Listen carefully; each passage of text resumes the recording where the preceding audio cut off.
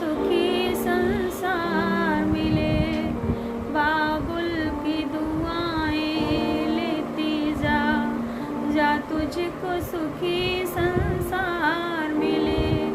मैके की कभी ना याद आए, ससुराल में इतना प्यार मिले।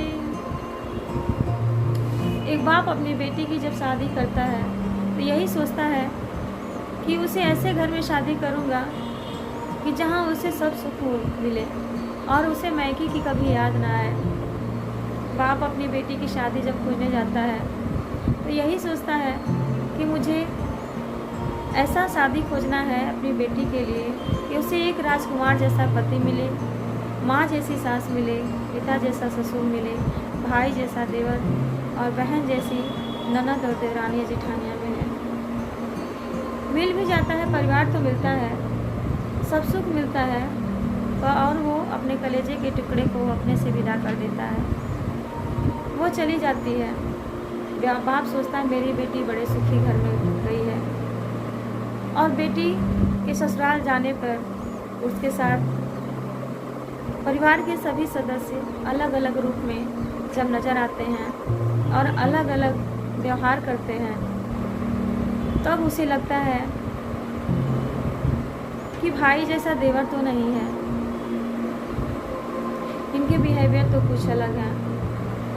पर जहाँ मैं बहन को ढूंढ रही थी वो ननद भी मेरी बहन जैसी नहीं मिली।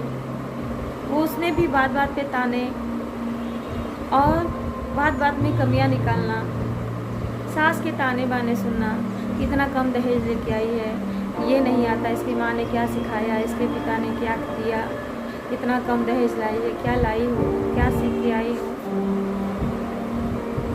ये सारे जब बेटी सुनती है और फिर वो अपने में ही सुनकर सहम के रह जाती है, अपने पिता से अपने माँ से कभी कहने नहीं जाती, क्योंकि जो भी उसके दुख ऊपर पड़ता है तो सोचती है कि सारा दुख अपने अगर माँ बाप को कहूँगी तो मेरे माँ बाप दुखी होंगे, और वो अपने माँ बाप को दुखी नहीं देखना चाहती।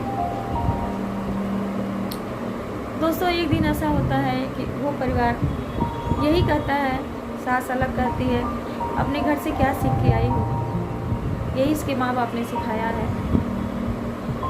और जब बेटी जब अपने घर जाती है, मायके में जाती है मेहमान बन के, तो लोग कहते हैं कि पराई धन है, मेहमान बन के आई है, दूसरे के घर से आई है, कल परसों चली जाएगी, अपने घर से आई है चली जाएगी अपने घर। ससुराल वाले कहते हैं कि क्या सीख के आई हो, अपने घर से यही सीख के आई है। कहने के लिए अपना तो दोनों परिवार है दोस्तों, पर क्या बेटी का कोई अपना घर है? किस घर को वो अपना कहे जब दोनों जगह इस तरह की बातें होने लगे कि वो तुम्हारा घर है, वो तुम्हारा घर है, तो फिर उसका घर कहाँ रह जाता है? उसको तो जीवन भर संघर्ष ही करना रहता है, चाहे वो मायके में है, मायके में एक बहन बन के, एक बेटी बन के अपने परिवार के साथ रहती है, जो कुछ करती है, पढ़ती है, लिखती है, फिर उसके बाद सबसे अधिक कठिन संघर्षमय जीवन उसका होता है ससुराल में। सुबह 4:30 बजे से लेके और रात के 12 बजे तक वो संघर्ष करती रहती है। फिर भी घर वाले क्या करते हैं, दिन भर करने के बाद रात को यही सुनने को मिलता है, दिन भर क्या करती हो, क्या आता है तुम्हें। दोस्तों, अगर इस तरह की कहानियाँ अगर आपको अच्छी लगी तो मेरे चैनल को सब्सक्राइब कीजिएगा। मिलते हैं अगले वीडियो में।